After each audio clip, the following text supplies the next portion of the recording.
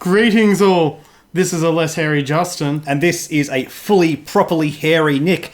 How is everyone going? How are you going, Justin? I'm doing really well. Excellent, man. Excellent. We have a new article for Wave 4 today. Yeah, the N1 Starfighter. Absolutely. This looks amazing. Very cool, and a very iconic ship as well. Yes. Actually, I've had a few comments about this. People are saying, why wasn't this one of the original releases on the Republic? I think they did right with the V-Torrent Fighter and the Jedi Starfighter. You don't want something too iconic to begin with. Yeah, and also the Arc 170, don't forget. Yeah. I think more the point is they are better representative of like the core army of the Republic.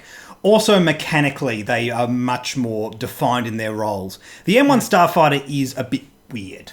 Yeah. I think, yeah. Yeah, no, the others are definitely the Clone War trooper Yeah, ships. absolutely. Yeah. The N1 Starfighter sort of functions a little bit like a TIE Defender in that it has full throttle, so it gets those free evade tokens. Very fast dial. Yeah, I'm a little bit jealous. Yeah, it's also only got 2 red dice and 2 green dice, so... Which does make it a bit fairer. Yeah, I think so. So it's sort of playing around with the sort of hyper-efficient ace territory, but not in a kind of crazy way. No, more like a pocket ace, as you said earlier. Yeah, for sure. One of these pilots, I think, is sort of moving into that territory. Yeah. And that's very interesting in terms of costing, because I don't think this really sits in the same place as like the Jedi Starfighters in terms of being real dedicated aces. No. And they can sort of do, in my mind, a bit of an imitation of that role, and the costing has to reflect that. It's got to be cheaper in that role. I'll explain more as we go through the pilots and stuff anyway.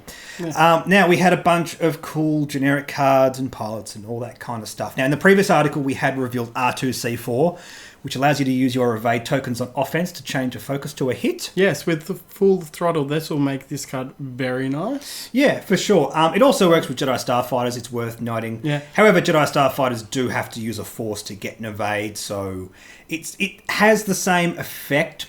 Does it? As a force token. Yeah, the evade's purple.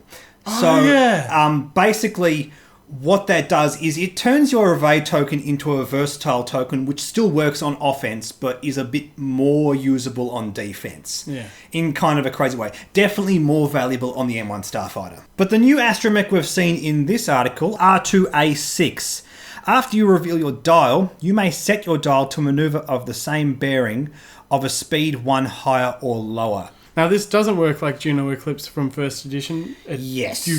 If it starts off as red and becomes white, it'll stay white. It's still a white maneuver, yeah. But if it starts as white and then moves to red, it will be a red maneuver. That's right. However, so you're changing the colour of your maneuver as you change the maneuver itself. But because of that, with the N1 at least, that's not really going to change that much. It's either going to go from white to blue or blue to white. Yeah, there's no like you dial in a red maneuver and then you go whoopsie and then change it.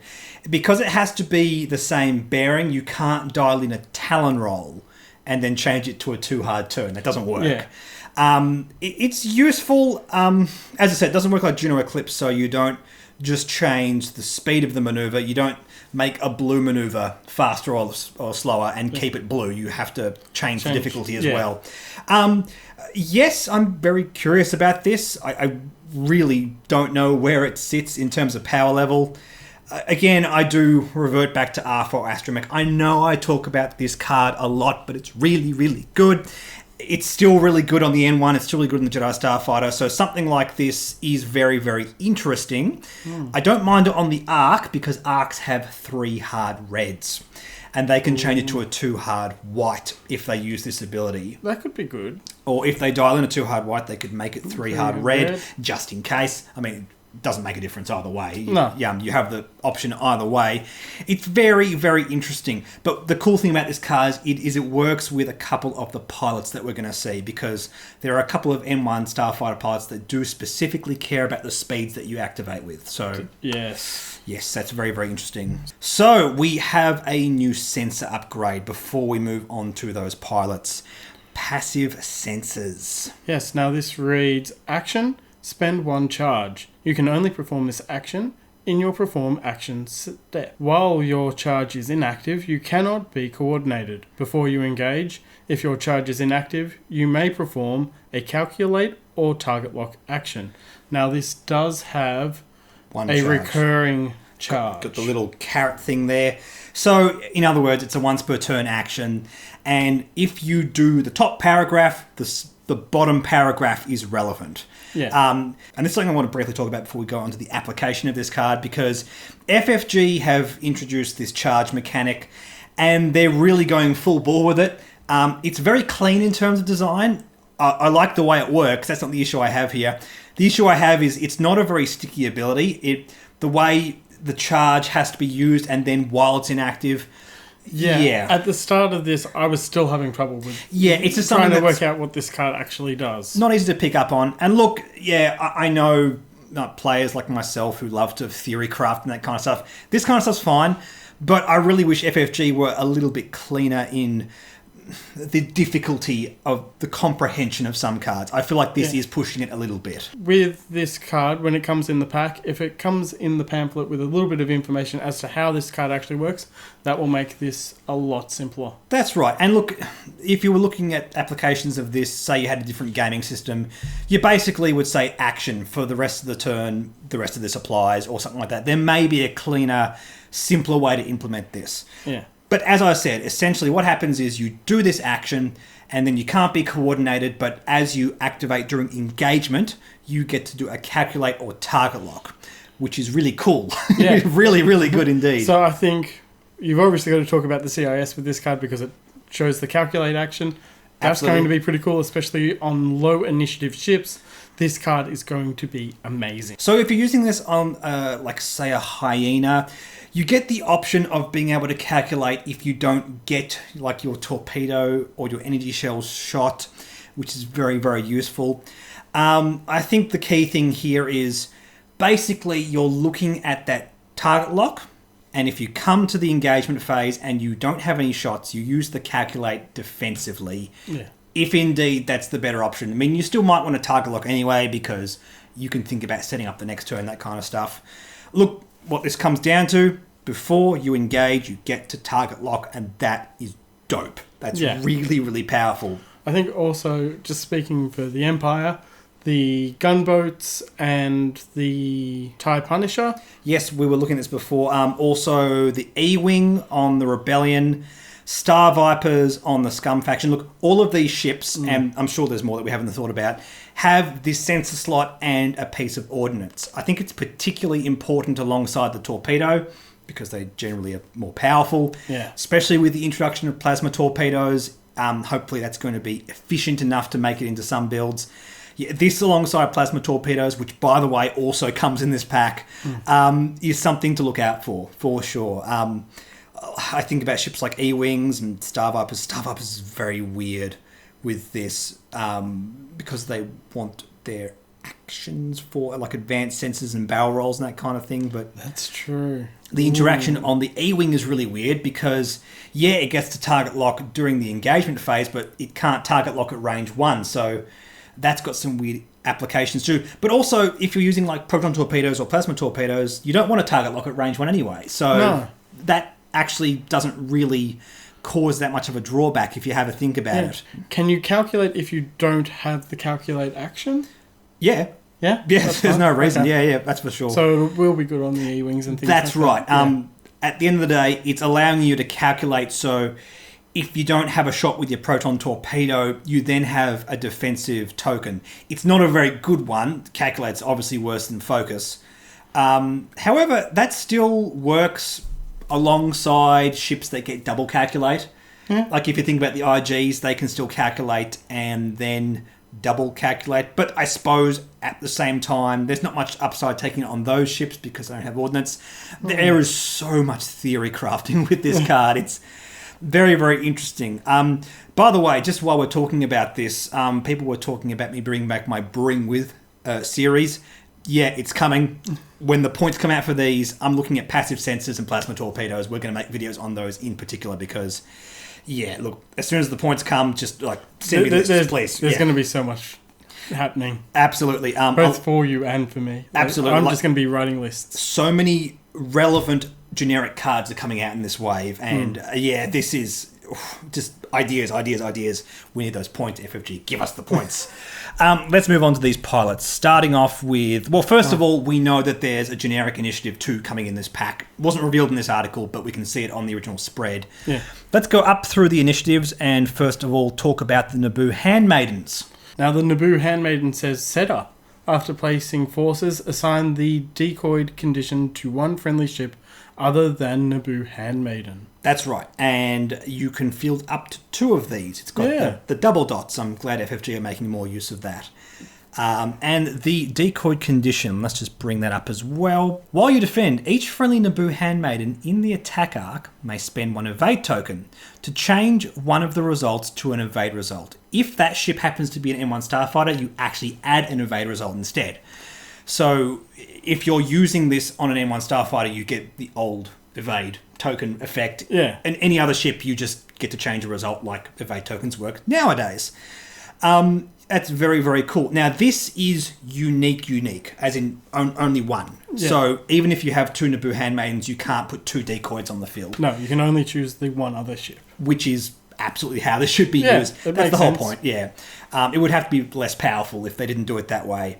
So, yeah, obviously you fly this alongside another Naboo Starfighter, you field 3 of them, and depending on what that costs, you have this kind of bonus to go alongside it. I'm very curious about that. Yeah, alternatively, you can also just do it with a Jedi Starfighter as well. I think that's the application I'm a bit more hyped about. Yeah. Now, you don't get, obviously, the bottom ability, but you've still got that top one. You just change a result instead of adding a result. Yeah, I mean, that sucks if the Jedi Starfighter has to defend against, 4 hits against, a proton torpedo or something like that. Yeah. It still matters if you're defending at range 3 or through a rock, so you can still generate more dice and therefore get more results. And look, if you've got 2 of these Talon Jedi Starfighters, you're almost guaranteed to convert every single green dice. Yeah, and you've still got the Force as well on top of that right. for the Jedi. That's right. The math is so far in your favour if you do this kind of stuff. Oh, gas clouds as well. Yeah. It's so kind of terrifying. Stuff. 2 of these alongside Anakin Skywalker on the Jedi Starfighter sounds a bit terrifying. Yeah. It has a bit of an awkward interaction with the Delta 7B, which currently is the preferred way of flying the Jedi Starfighter in terms of top tier meta play. Yeah. And that gets rid of one of your green dice, which is awkward with this because you want more green dice to convert more results. Yeah, but at the same time, it's still pretty good shit. It's still pretty good. Yeah, it's still pretty good, guys. Yeah.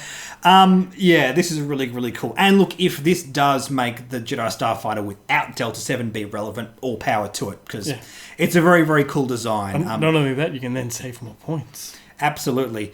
And look, I'm sure there's something I haven't thought of, guys, so please in the comment section below, if you can think of other ships that this goes alongside, great, let us know, because it's a very, very cool, very, very cool design indeed, and very flavourful. What about an arc with Palpatine on it? An arc with Palpatine, it's only got 1 green dice, and that's why I'm not so keen on it. That's the key thing. I think the green dice is what makes this great. Yeah. And that's why it's great on the M1 Starfighter, because you can add results. Yeah. It gets around the fact that it only has 2 green dice. That's why it's in my mind, N1 or Jedi Starfighter. I think you're right there. Okay, moving up through the initiatives, we have Denis Elberger. That's a name. Yeah. Well, obviously was fighting someone. While you defend and perform an attack, if the speed of your revealed maneuver is the same as the enemy ship's, that ship's dice cannot be modified. Oh, before I forget as well, you mentioned something before we started recording this. Yeah. I think pilots like this basically means you have to keep the dials on the table next to your ships. I know a lot of people don't like to do that. I am a very messy X-Wing player. I love putting the dials all over the playmat. So this is good for me. The way I've learned is I literally have different dials for my ships now. Yeah, for sure. I've got the shields. I really hope this doesn't cause any issues in tournament play with people keeping them at their thing and dial fiddling nervously. Hopefully that doesn't cause any issues. But look, in terms of applications, yes, this wants this new Astromech R2A6 for sure. Yep. I think this is awkward Initiative 3 because it's very difficult to abuse. It'll do well against the CIS. Yeah, I suppose so. I think this is interesting against certain ships, like your Fang Fighters, your TIE Interceptors, Shadowcasters, ships that specifically favour a certain speed, like Shadowcasters love Speed 3. They do Speed 3 all day long. Yeah. And you can just abuse that, which is very, very handy. Also, like, shutting down dice modifications. Dice cannot be modified. Yeah, that's just force tokens, focus tokens, whatever. Anything. Can't deal with it. And not only that, it's defend or attack. Yes. It's the whole game. For sure. It doesn't help you with your other friendly ships, like another ship shooting a ship that you have in your arc, for example. Not like Padme, which we'll talk about in a second. Yeah. So, yes, obviously he's going to like torpedoes and stuff like that because you can fire with a lot of dice and then prevent your opponent from modifying their dice. And you're going to feel really bad if they just roll natties, but whatever. Hopefully that doesn't happen. I think Initiative 3 is a bit awkward. I would have really liked 4 on this, but then again, we've got a couple of relevant Initiative 4 pilots already. So we've got 2 right now. They're pretty good. Yeah, in fact, let's talk about them next now. Let's move over to Padme Amidala.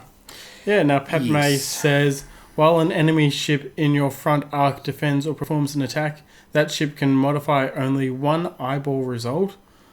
Other results can still be modified. And that's talking about like evade, blanks, hits or crits, basically. So, you can use target locks to change your blanks. Yes. But you can't re-roll the other, which is kind of weird. Yeah. I spoke about this when the wave originally launched, and I'm really not excited about this pilot. I think it's too dependent on what your opponent rolls, and there's a lot of variation in that, and that sucks. A lot of people actually responded to that and said, hey, Nick, I actually think this is really powerful. You can combo it with things like Duke. I'm not convinced, but I'm happy to be proved wrong. Yeah. Because even with Duke, your opponent has to roll other focus results, and on either set of dice, that's on only 1 in 4 chance. It's actively worse against ships that just happen to roll less dice, and you have no agency to change that. Against things like decimators and stuff like that. It goes, well, I don't care. I'm not rolling dice anyway. Yeah, that's true. Look, I think it's interesting. I'll be very curious to see whether a meta with this flying Duke is relevant.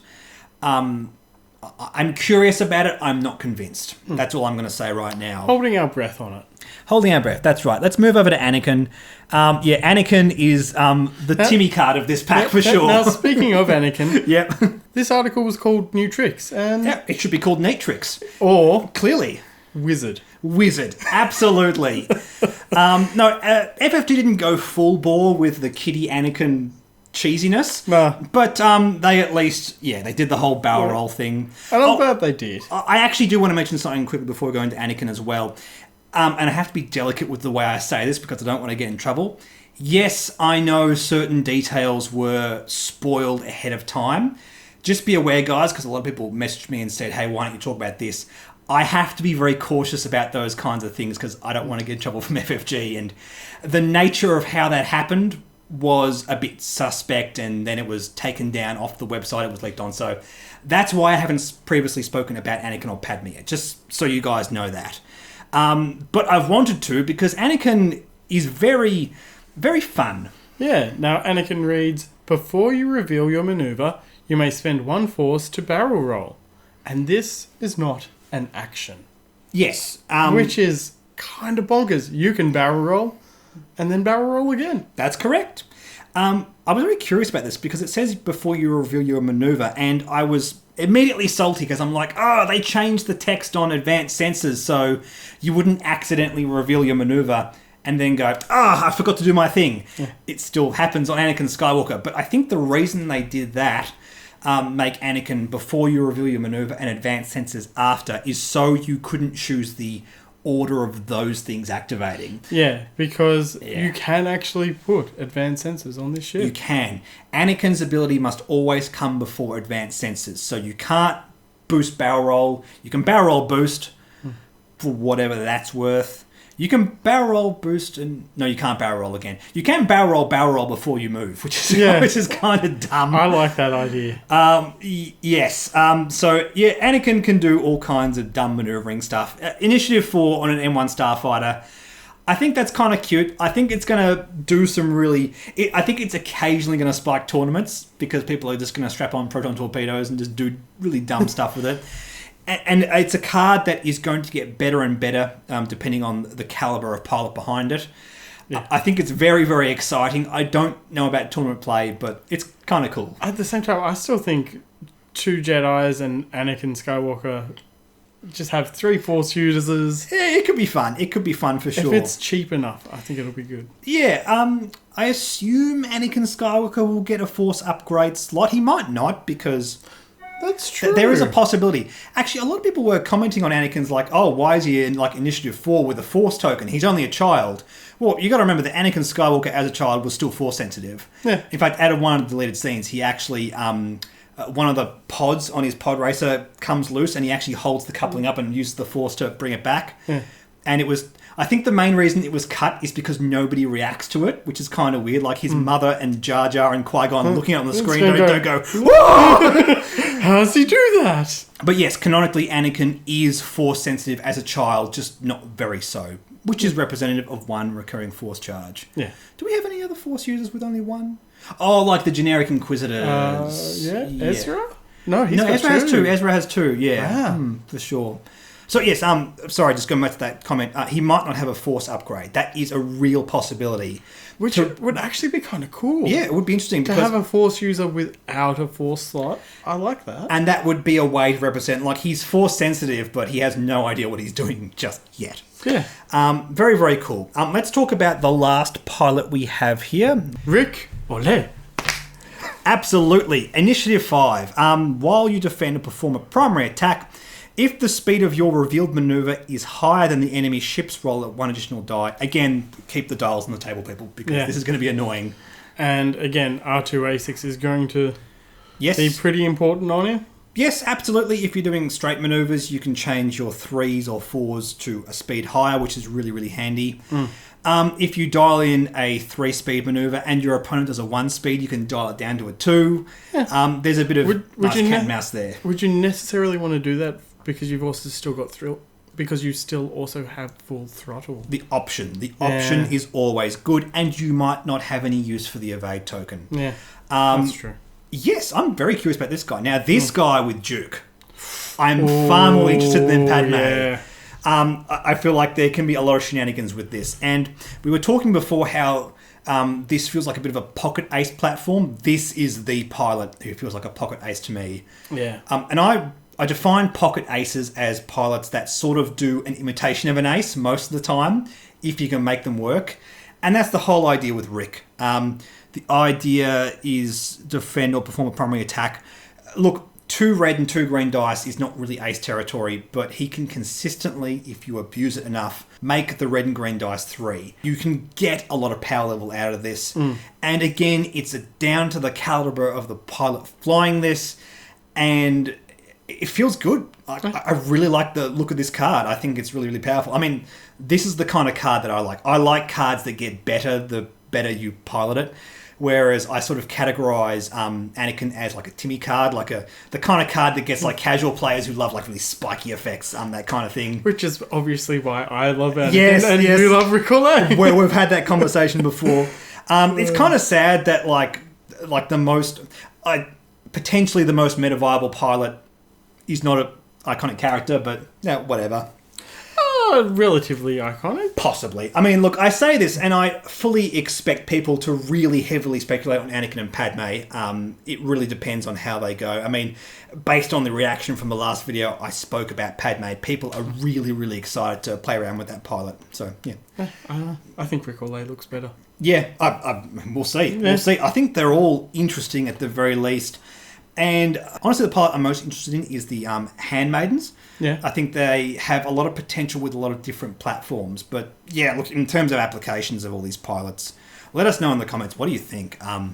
Obviously, we need to have points before we can have a real discussion about list building. But I think in the meantime, there's a lot of really cool things to speculate on. Yeah, now hopefully the points will be coming out in the next couple of weeks. We've been hearing rumours of... Early June, so the next few weeks. Hopefully the next article comes out next week and we're all caught up with the Resistance transport.